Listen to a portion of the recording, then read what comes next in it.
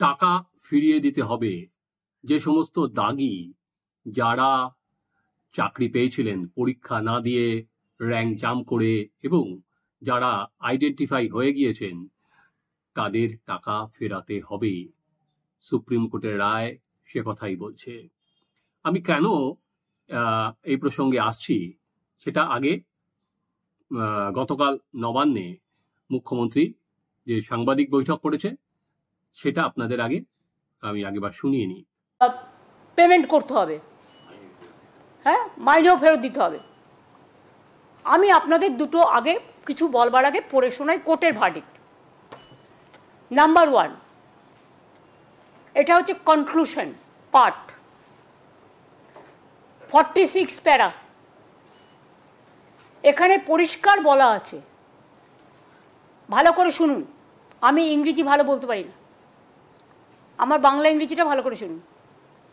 As such, the appointments of these candidates are cancelled. However, please mark this point. However, candidates who are already employed, মানে যারা already চাকরি পেয়েছে, need not be asked, তাদের জিজ্ঞাসা করা হবে না, to refund or restitute any payments made to them, তাদের কোনো পেমেন্ট করতে হবে না। Am I clear? আশা করি এটা আপনাদের কাছেও ক্লিয়ার হয়েছে। আপনারা শুনলেন মুখ্যমন্ত্রী সেই ভাষণ, সেই বক্তব্য। সেখানে মুখ্যমন্ত্রী কিন্তু পুরো জিনিসটাকে এক হাত দেখালেন আর এক হাত দেখালেন না। ওই অনেকটা অশ্বত্থাম হত ইতি গজন মতো পুরো কথাটা তিনি বললেন না। কিন্তু আদালতের রায়ে স্পষ্ট করে বলা আছে যে যারা দাগি তাদের টাকা ফেরাতে হবে। আপনার আদালতের রায়টা আপনারা কপিটাও দেখছেন, আমি একবার আপনাদের পড়েও দিচ্ছি। তাতে 45 নম্বর পয়েন্টে লেখা আছে, the last question relate to the relief and whether it requires any modification. We find no valid ground or reason to interfere with the direction of the High Court that the services of tainted candidates, jara dagi ami barbar bolchi, were appointed must be terminated and they should be required to refund any salaries payment received. পরিষ্কার বলে দেওয়া হয়েছে, they should be required to refund since their appointment were the result of fraud, the amount to cheating. Therefore, we see no justification to alter the direction. এটা কিন্তু হাইকোর্টের যে division bench Debangshu বসাকে তারা এই রায়টাই দিয়েছিল যে সুদ সহ ফেরত দিতে, শুধু ফেরত নয় সুদ সহ ফেরত দেওয়ার কথা বলেছিল। মুখ্যমন্ত্রী কিন্তু একবারও বলেননি যে যারা অযোগ্য তাদের টাকা ফেরত দেওয়া হবে। আবার আসুন আর একটা কপি আপনাদের পড়ে শোনাচ্ছি।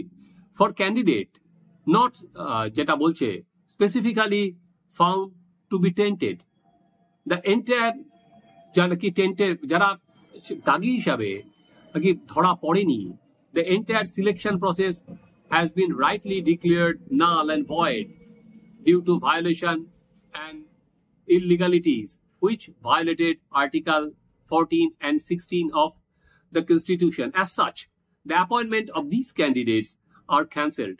However, candidates who are already employed need not to be refunded any payments made to them. মুখ্যমন্ত্রী কিন্তু এই কথাটা বলেছেন, যারা দাগি নয়, not specifically found to be tainted. However, their services will be terminated. Furthermore, no candidates can be appointed once the entire examination process and result have been declared void. তাহলে কি হলো? মুখ্যমন্ত্রী একটা অংশ পড়লেন রায়ের 46 নম্বরটা, উনি কিন্তু 45 নম্বর পয়েন্টটা পড়লেন না, যে কনক্লুশনে যেটা বলা হয়েছে। আরো বলছে যেটা, এটা হচ্ছে 42 নম্বর। In spite of the factual background and credible evidence indicating irregularities, SSC initially did try and cover up the lapses of the illegalities. The cover-up itself has met the verification and ascertainment more difficult or rather impossible given the scale of camouflage and dressing up done at each stage, we are convinced that the entire selection process were intentionally compromised due to the illegalities involved. অর্থাৎ SSC ইচ্ছা করে শুধুমাত্র দুর্নীতি নয়, দুর্নীতি তো করেই ছিল এবং তারপর দুর্নীতিটা ধামাচাপা দিতে গিয়েছিল, এটা কিন্তু পরিষ্কারভাবে বলা হচ্ছে। মুখ্যমন্ত্রী প্রথম থেকে যখন এই দুর্নীতি ধরা পড়েছিল তখন কিন্তু উনি বলেছিলেন যে কোনো অবস্থাতেই কারোর চাকরি উনি খাবেন না। এইবার উনি যেটা করলেন খুব সূক্ষ্মভাবে জিনিসটাকে উনি বললেন যে কারোর টাকা ফেরত দিতে হবে না। উনি কিন্তু অযোগ্যদের কথাটা বললেন না, দাগিদের কথাটা বললেন না, কিন্তু এই রায়ে কিন্তু পরিষ্কারভাবে যেটা বলে দেয়া হয়েছে যে অযোগ্যদেরও, যারা দাগি, যারা আপনাদের তিনটে লিস্টেই যাদের ধরুন যাদের নাম আছে মধ্যশিক্ষা পর্ষদ, রাজ্য এবং সিবিআই, যারা এই টেন্টেডদের নাম দিয়েছেন তাদের কিন্তু টাকাটা ফেরাতে হবেই। এই অযোগ্যদের বাঁচানোর জন্যই কিন্তু অতিরিক্ত শূন্য পদ ক্রিয়েট করা হয়েছিল। এই অতিরিক্ত শূন্য পদ ক্রিয়েট করে যাতে এদের চাকরি না যায় সেই বন্দোবস্তও কিন্তু করা হয়েছিল।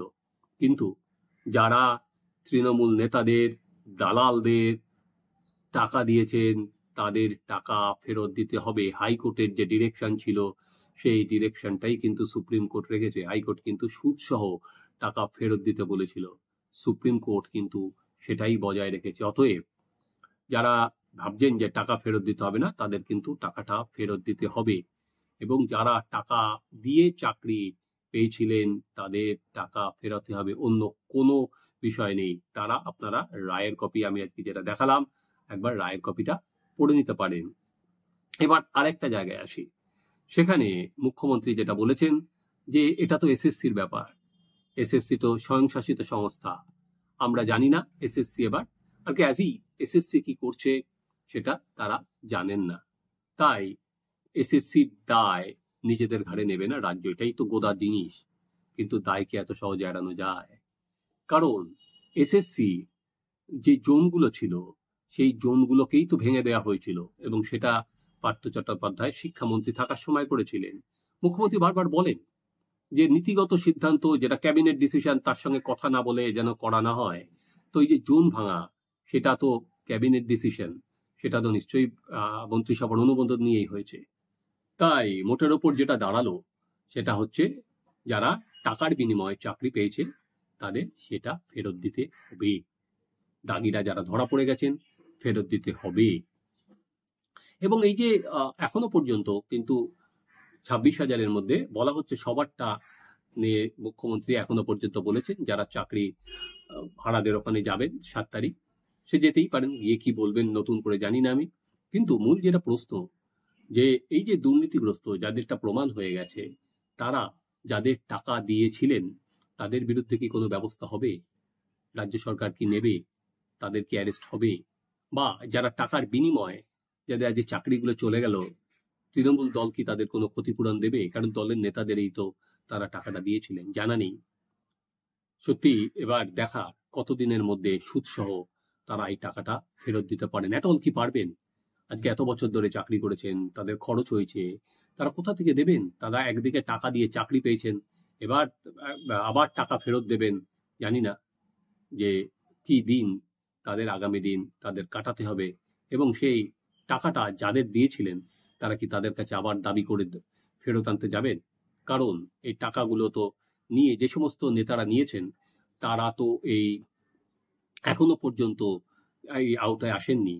হ্যাঁ, পরবর্তীকালে হয়তো তাদের ডাক হবে, সিবিআই কিছু লোককে দুর্নীতির জন্য খাটছে, আরো এক গাদা বিধায়ককে ডাকা হবে আগামী দিনে, যারা এই লিস্ট পাঠিয়েছিলেন দেখা হবে যে টাকার বিনিময় বা টাকার বিনিময় নয়। যদি ক্যাশ দিয়ে থাকেন সেটা নেতাদের ধরা পর্যন্ত যাবে না। ফলে আগামী দিনে গ্রাম বাংলার পরিস্থিতি যে ক্রমশ উত্তপ্ত হয়ে উঠবে সে বিষয়ে কোনো সন্দেহ নেই। আপনারা দেখতে থাকুন আমাদের চ্যানেল সাবস্ক্রাইব করুন, আপনাদের মতামত জানান।